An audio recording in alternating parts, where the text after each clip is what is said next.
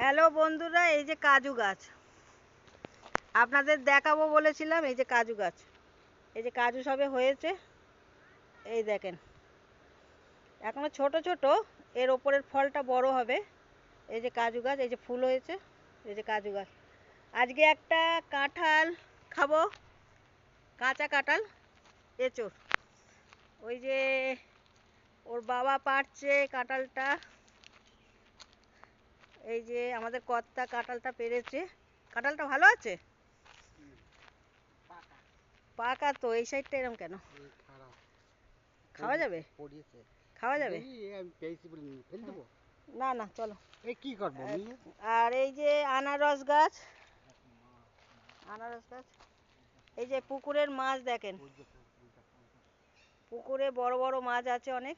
এই যে বড় পুকুর, হ্যাঁ।